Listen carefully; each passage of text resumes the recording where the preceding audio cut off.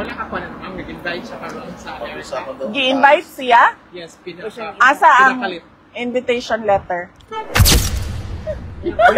Marcos daw tatakbo. Sabi ko na, alam mo, wala nang boboto for a Marcos ever sa history ng Pilipinas. Maging ano na ako, fortune teller na ako ngayon. Nakikita ko na ang future. Sabi ko sa kanya, walang boboto sa mga Marcos na for president. Okay, so ayan po ang maiinit na sinabi ni Vice President Inday Sara Duterte doon sa The Hague sa kanyang latest interview.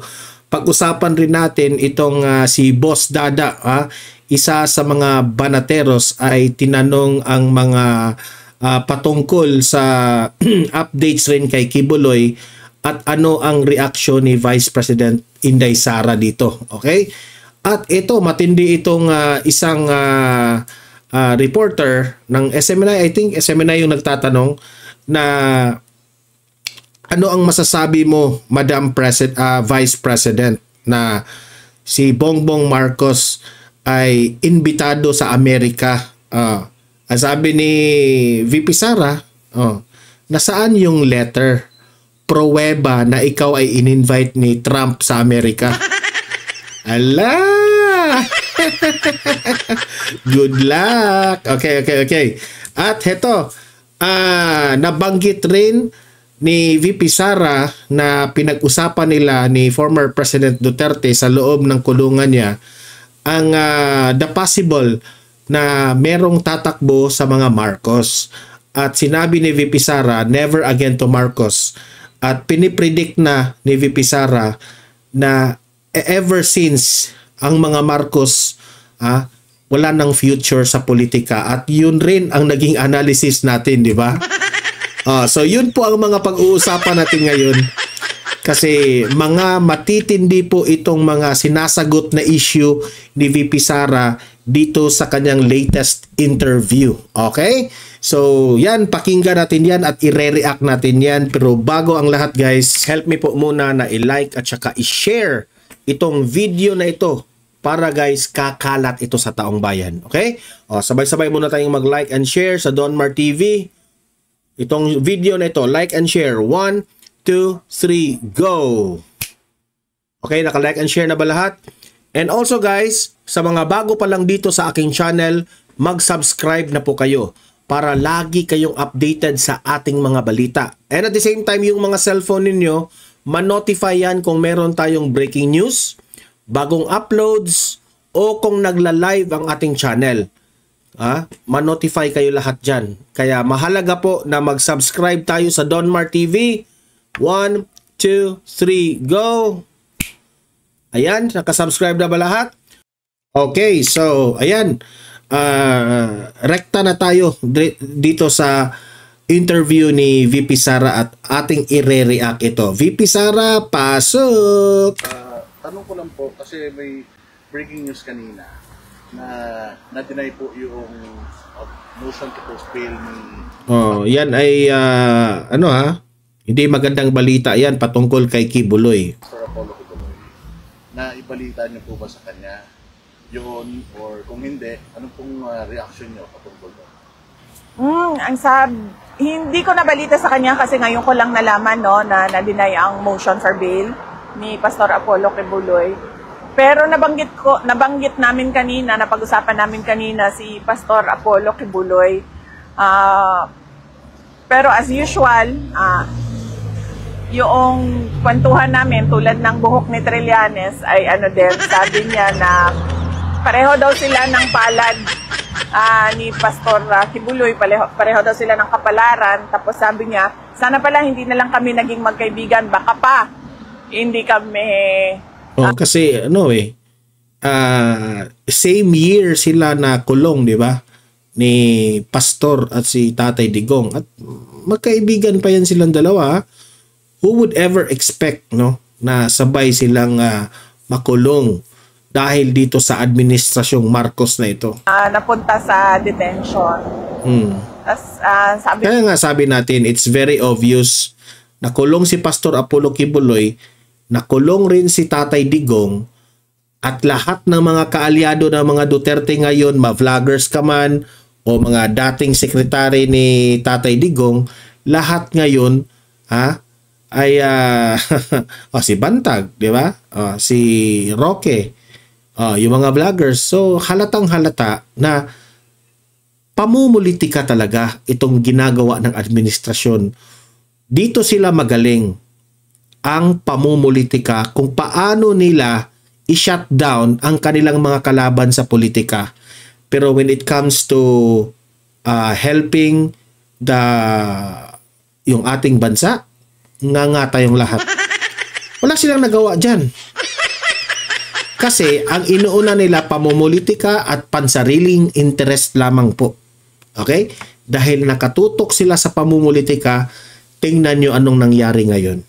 Pagsak ang ating bansa dahil sa kanilang pamumuno. Wala namang kinalaman yung nagtawanan kami, sabi ko wala namang kinalaman yung mga guhit nyo sa palad sa inyong sa mga pangyayari ngayon. Sabi ko sa kanya, politika lahat yan. Yes, Vice. Good afternoon po. Salamat sa oras at panahon. May continuation ka, Boss Dave?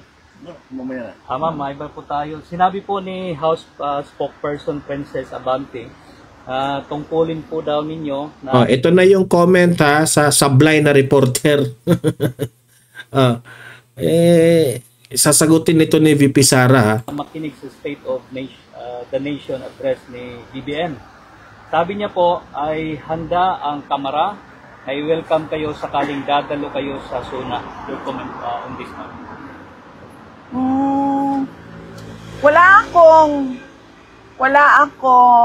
Wala tayong batas.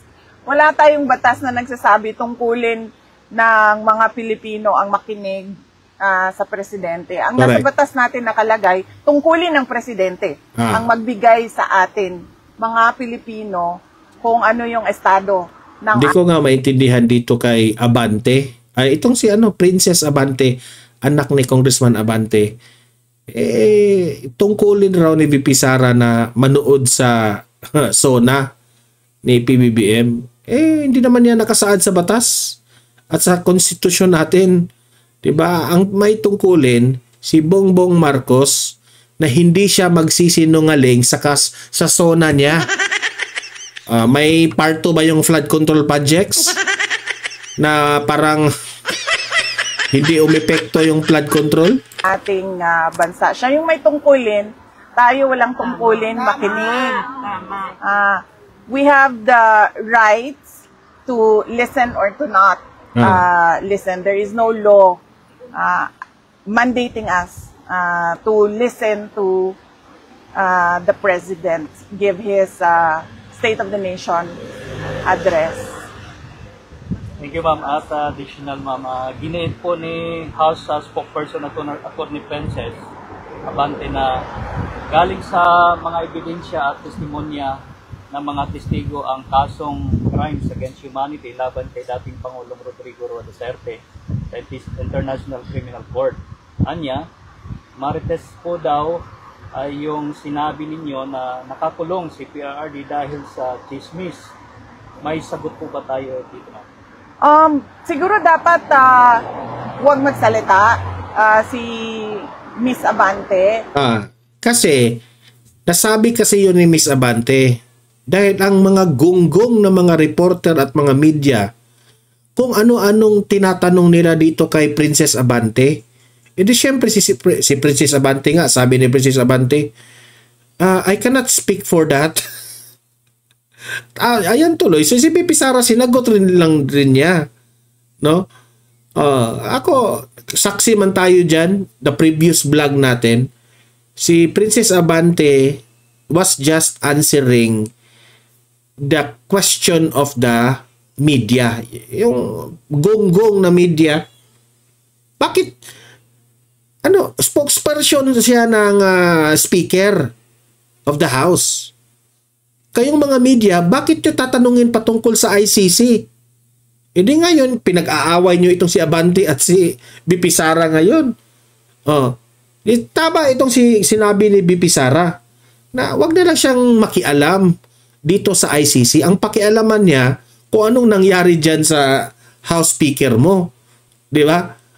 Kung meron na ba kayong batas na ginawa para matulungan ang mamamayang Pilipino, yun ang dapat niyang i-answer. Ang bobo ring mga media, tinanong yung tungkol sa ICC. Di ba? Kaya nga ako, galit ako dyan sa mga media na yan kasi nagpapaaway sila Si BP Sara, pinahamak nila kasi si BP Sara, sasagot na naman si BP Sara dito. Di ba? Patungkol sa ICC case dahil spokesperson naman siya ng House of Representatives. Tama. At wala namang kinalaman ang House of Representatives. Kaya payo ko sa iyo, Princess Abante, kung ano yung mga tanong ng media, suriin mo muna kung bagay ba sa inyo yung question sagutin. Okay? Kung hindi naman related about the House of Representatives yung tanong, wag mong sagutin, di ba? Kasi mga boba yung mga media Sa ongoing na kaso ngayon. Nandito ako bilang isang Pilipino, bilang isang Vice President ng Pilipinas na pinaglalaban yung karapatan ng isang kasambayan natin na Pilipino na kinuha sa Pilipinas at dinala sa ibang bansa para ikulong. So meron akong right. I have all the right to express my anger against what the administration of BBM did. Pero si Princess Abante, siya ay isang spokesperson ng House of Representatives. So ang dapat niyang itinatopic o ibinabahagi sa taong bayan ay kung ano yung nangyayari sa House of Representatives. Correct. Huwag na siyang makisawsaw. Huwag na siyang sumawsaw sa it's out of her league. VP, another question about your impeachment. Kasi nag-release ng statement ng House of Representatives that they are not going to answer the Supreme Court's asking them to relate significant materials with respect to their decision-making process. What if it's possible for you to make comment po about the move of the House of Representatives that they are not going to provide this information kasi nga it is within the rights of their internal procedures daw and it's not within the jurisdiction of the Supreme Court to ask these pertaining documents? Yan na yung nakalagay, no? Pinablish ba namin ang petition namin? Nag-release ang House of Representatives. Ang petition namin, nakalagay lahat doon sa petition namin. Nakalagay lahat doon sa petition namin sa Supreme Court kung ano yung sinasabi namin na labag sa batas na ginawa nila. At syempre, dahil korte yon ay kailangan mabigyan din ng pagkakataon yung kabilang kampo na magbigay ng mga hinihingi ng korte. At nandun pa rin kami sa sinasabi namin na mali yung ginawa nila. Labag siya sa konstitusyon, labag siya sa batas, at lalong-lalo na nilabag nila yung karapatan ko na na maging fair yung proseso ng pag-file ng impeachment. Any questions? Madam VP, bumabaha po ngayon sa Pilipinas dahil sa bagyo at alam naman po natin na meron po isang congressman from Bicol ang nagpo-propose na imbestigahan po yung Dolomite Beach na dahilan daw po ng pagbabaha sa Metro Manila. Oo. So marami pong ulit baha ngayon, baka ibintang din po yan kay Pangulong Duterte dahil alam naman natin na yung Dolomite Beach isa po sa mga projects. Ito yung issue sa Dolomite Beach ngayon sinisisi nila ang Dolomite Beach sa administrasyong Duterte. Yun raw ang dahilan kaya bumaha. Oo, hindi na ako magtataka kung lahat ng ginawa o lahat ng ginagawa ni dating Pangulong Duterte ay imbestigahan ng administrasyon ngayon. Grabe ito. Imagine that one maganda na nga yung mga ginagawa ni Tatay Digong, pero para sa kanila para sa administrasyong Marcos, mali yun. Di ba? Sablay sila. Bakit ka nakipagkaalyado ng Duterte? Yun pala, babatikusin mo lahat ng ginagawa ng mga Duterte ngayon? Bangag ka talaga. Ikaw, Marcos, bangag ka talaga. Hindi na rin tayo magtataka kung lahat noong mga nangyayari ay sasabihin nila na kaparte yan ng war on drugs. At kasalanan yan ni President Duterte. Kasi nga, sinabi ko na, ang ginagawa kasi nila is political scapegoating. Ibig sabihin, ayaw nila tanggapin yung obligasyon, ayaw nila ibigay yung accountability sa mga problema. Tulad ng pagbaha, dapat kasi ang sasabihin mo niyan ay ano ba ang dahilan kung bakit nababaha? Ano ba ang plano natin para sa susunod na bagyo ay hindi nababaha? At paano ba natin i-implement yung plano natin na paniguraduhin natin na hindi na nasa-stranded o hindi na nabibiktima ng pagbaha yung mga tao. Ganun dapat ang sagot ng gobyerno. Hindi yung magtuturo sila ng ibang tao. Kasi nililihis nila yung attention ng tao sa totoong problema. May bago pong statement, BBC General Torre, tungkol sa mga DDS. Wala daw utak. At saka si Torre pang nagsabi na walang utak ang DDS Baka tumingin-tingin ka rin sa salamin, Torre. Sa KOJC at yung pag-aresto mo kay Tatay Digong, mas bobo ka kasi puro yun sablay Puro yun daming mga reklamo Ikaw yung bobo. DDS daw at ang mga Duterte ay under-government. At isa pa, nananawagan siya ng pagkakaisa and sinasabi din niya na ICC na ang pinaka-fair. Ano pa daw bang nire-request natin? Bakit gusto pa natin pauwiin si Pangulong Duterte? Nasa ICC na, which is ang pinaka-fair daw po na korte sa buong mundo. Lagi ko naman na sinasabi pag mayroong nagsasabi sa akin na baliw ako or may nagsasabi sa akin na kahit ano. Tulad niyan, may nagsasabi sa atin na bobo tayo, parang sabihin na lang natin, it takes one to know one. So kung bobo kami, bobo ka din. tayo lang yan.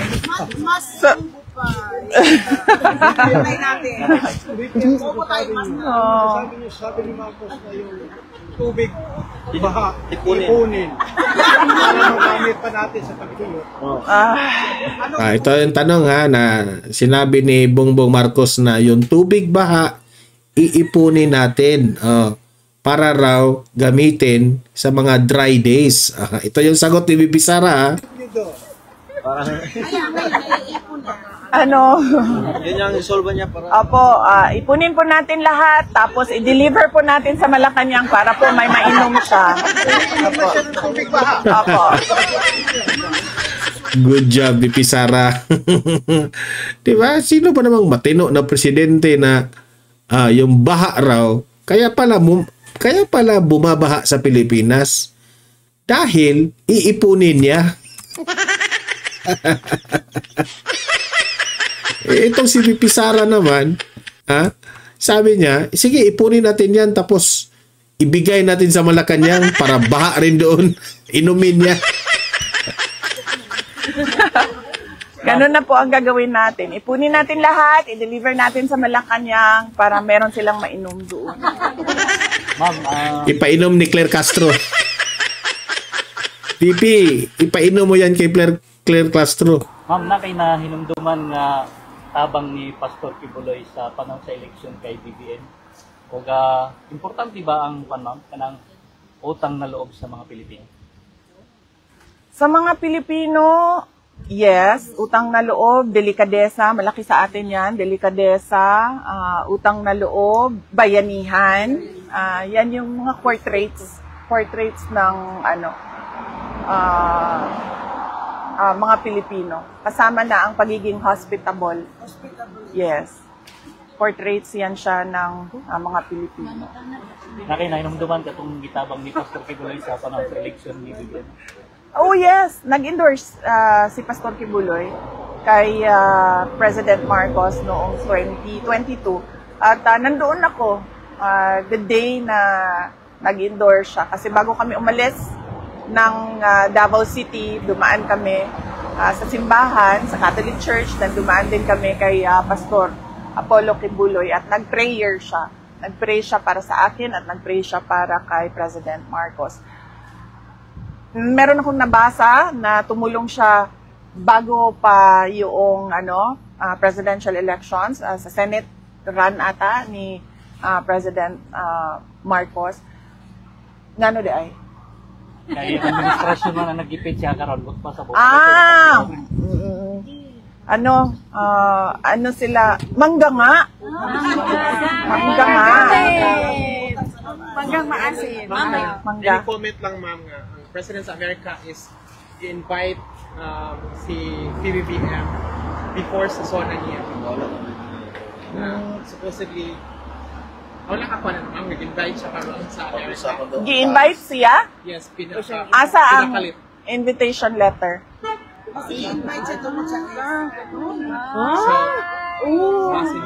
Ito ha. Duda ko rito may nalalaman si VP Sara. Kasi parang sa tingin ko ha, the way ko nakita ang reaksyon ni VP Sara dito, parang hindi in-invite si BBM ng Amerika. Okay? Parang hindi siya in-invite. Duda lang ako dito ha. Siya ang gusto makipagkita siguro. Di umano ha. Ito lang ha. Analysis ko lang ito ha. Duda ako na siya ang atat na atat makipagkaibigan o makipagkausap kay Donald Trump. Duda lang ako ha. Duda ko lang yan. Kasi ito yung reaction ni VP Sara dyan. No? Ito ha. Any comment to Gusto ko makita yung invitation letter. Di ba? Oo. Na yung invitation letter na nagpapatunay na si Donald Trump talaga ang nag-invite sa kanya na Bongbong Marcos, halika dito sa Washington DC. Yan lang ang hinahanap ni VP Sara dyan, ha? More questions?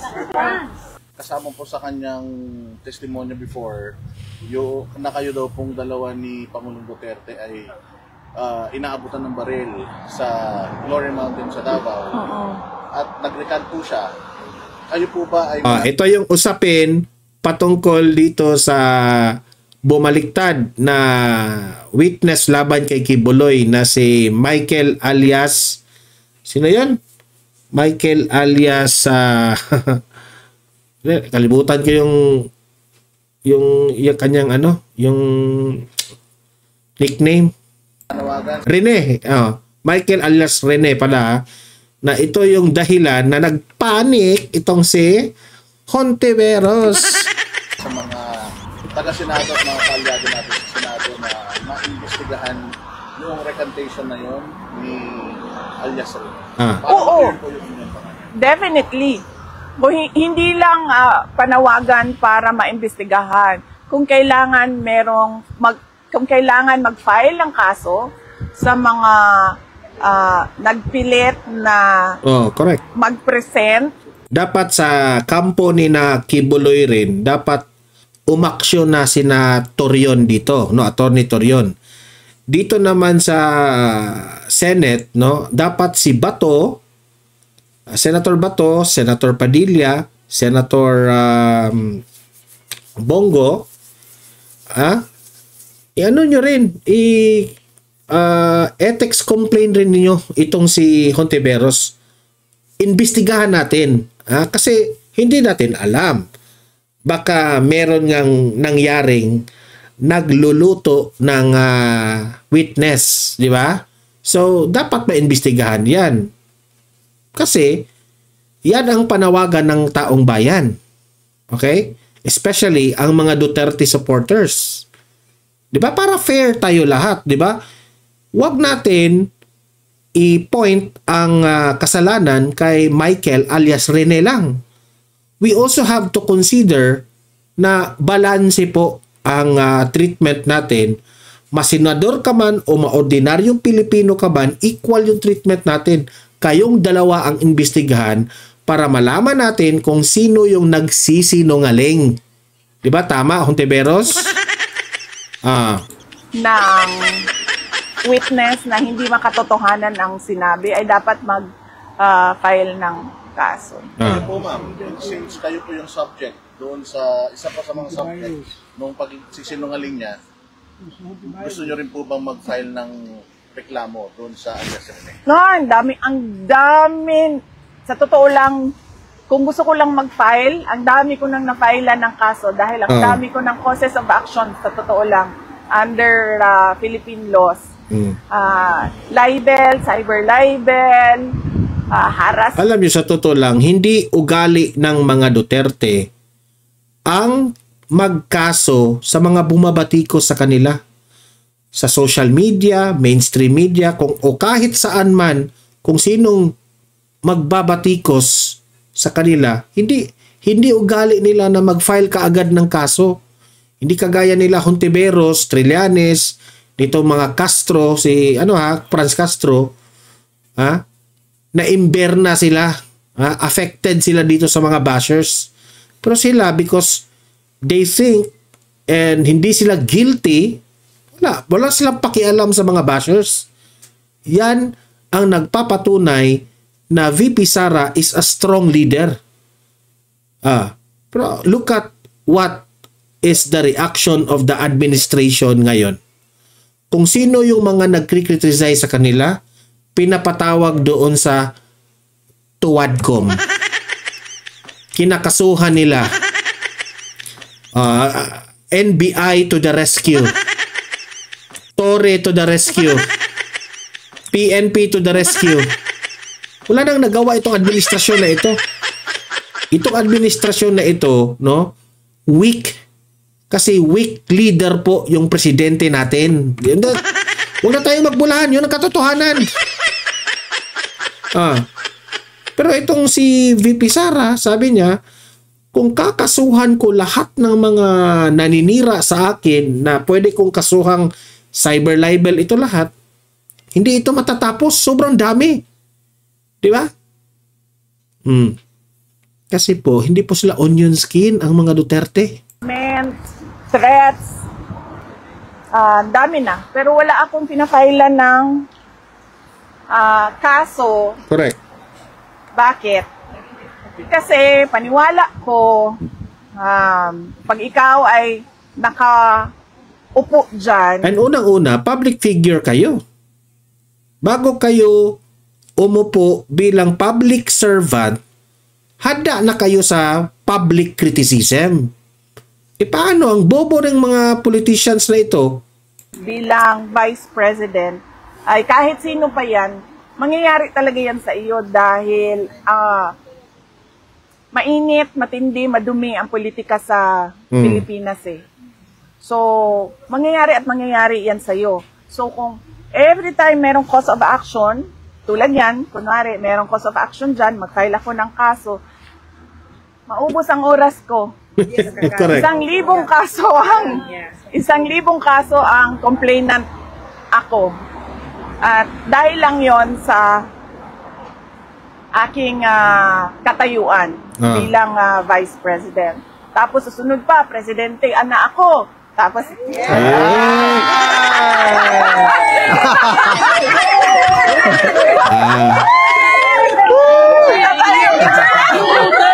imagine that one na biniro niya na mapresidente pa ako. Biniro lang niya. Nothing serious about that. Pero tingnan nyo gaano kasaya ang reaksyon ng taong bayan. Diyan sa mga nanonood sa kanya. Tuwang-tuwa po. Sila ay lahat natuwa nung sinabi na ni BP Sara na mapresidente pa ako. Di ba? Pero alam kong biniro lang yan ni BP Sara. How much more if marinig ito ng buong sambayan ng Pilipino? Paano tayo kasaya at kasecure Yan ang pangarap ng bansang ito, na meron tayong presidente na Duterte. And it is VP Sara. Pangalawang Duterte ito na maging presidente. Ay nako, VP Sara, wag mo nang sayangin. Ano ka na? Maghanda-handa ka na sa 2028. Duterte! Duterte! Pinapatawa ko lang kayo kasi alam ko pagod kayo sa biyahe. Yes po. Pagod kayo sa biyahe. Nainitan, naulanan. So pinapatawa ko lang kayo. We are waiting for ma'am? December of next year. Movement UK. Para yan sa presidential soon sa 2028 for President Sara natin. Sabi ni kanina, napag-usapan namin yan eh. Nag-launch na ang UK. 2028 elections, sabi niya, kung gusto mong tumakbo ka, isa ako sa, hindi isa ako. Sabi niya, ako ang pinakaunang mag-contribute at tumulong sa iyo. Sabi niya, sana lang ay nasa labas na ako sa kampanya, kasi gusto ko mangampanya. Pero sabi niya, pag sinabi mo sa akin na tatakbo ka, sabi niya, ako yung unang tutulong. Ba't po kaya nagbago Thank you, isip ma'am. niya, ma'am? Bakit po kaya nagbago isip ni PRD? Kasi dati ayaw. Ayaw niya, no? Oo. Ang discussion kasi kanina, ano ba yun? BBM yan eh.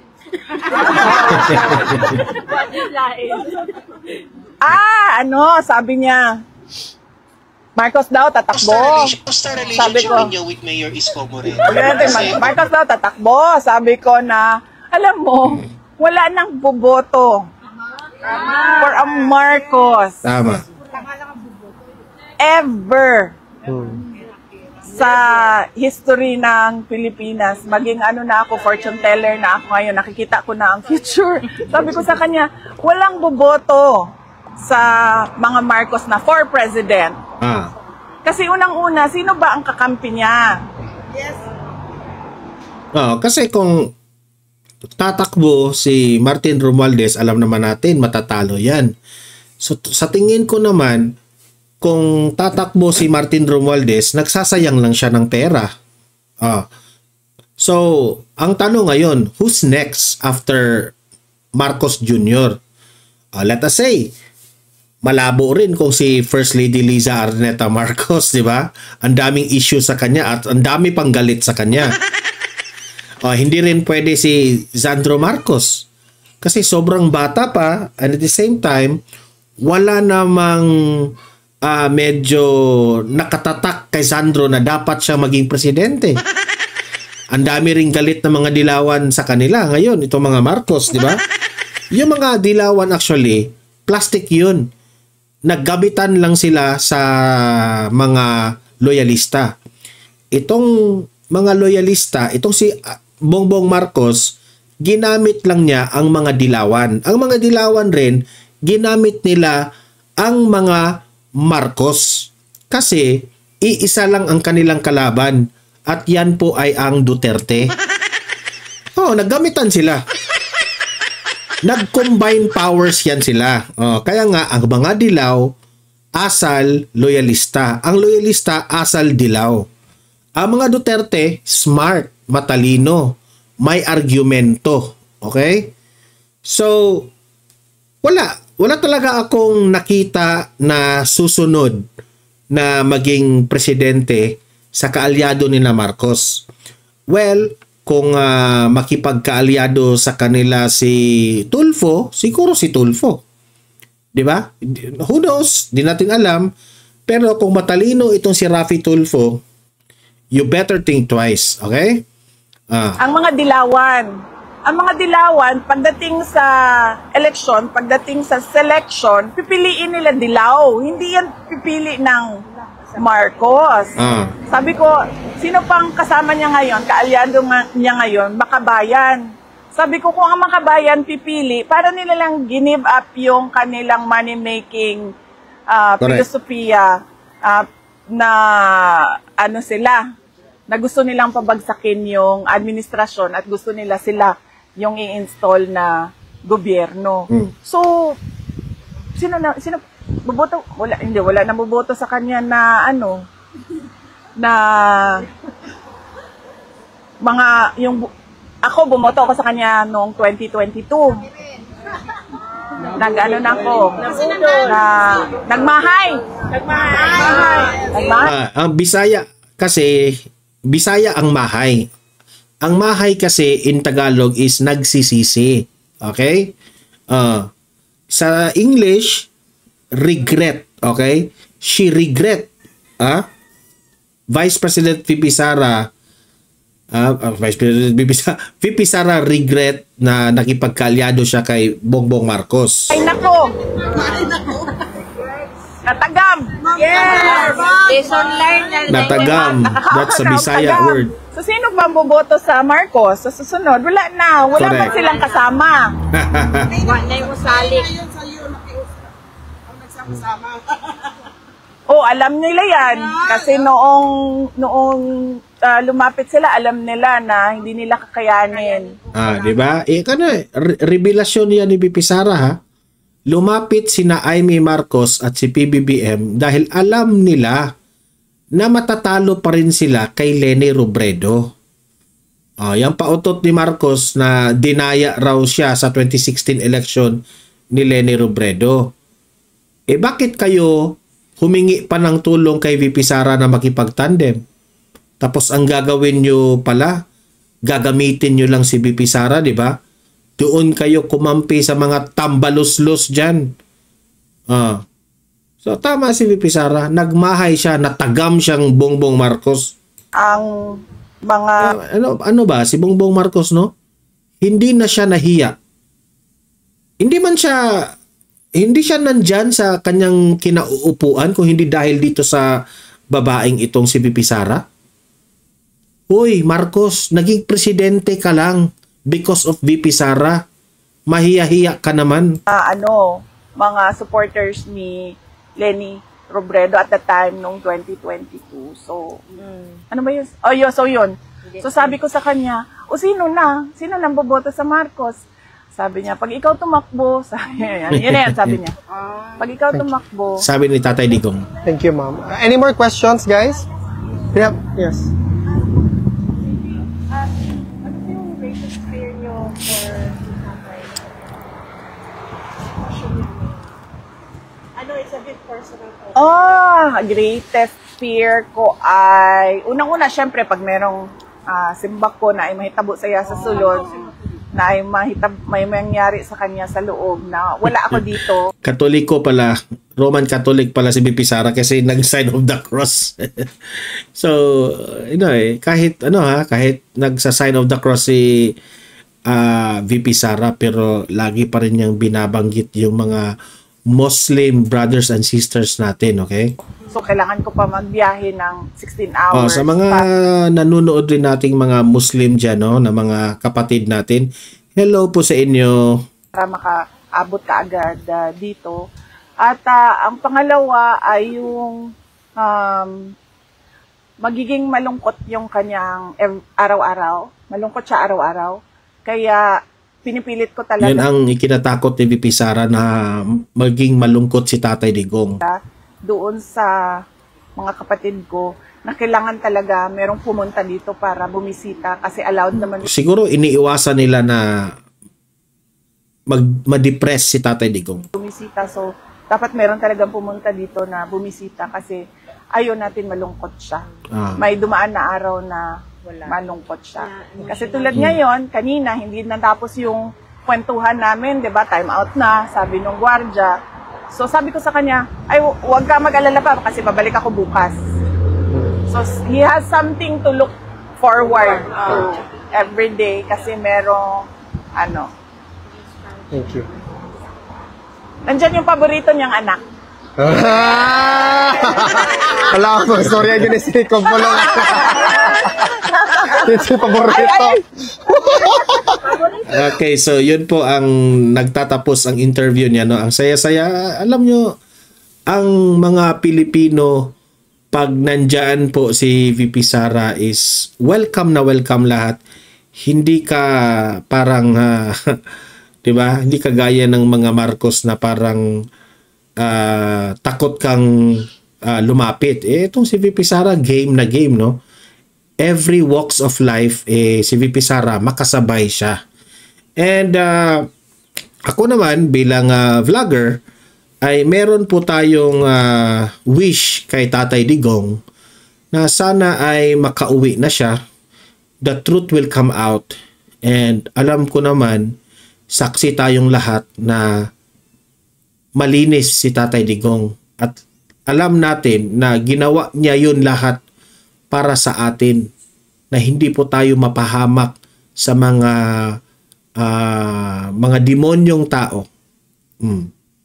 Hindi tayo pinabayaan ni Tatay Digong nung siya ay presidente. Talagang ginawa niya ang dapat niyang gawin dahil hindi siya takot at may bayag siyang protektahan tayo. Hindi yan kaya ng ibang nagdaang presidente, at sa presidente ngayong bangag, hindi niya kaya yan. Okay? So, kayong mga audience ko dito sa Don Mar TV, libre kayong mag-comment, mag-react sa mga pinag-usapan natin. Pwede kayong magtanong.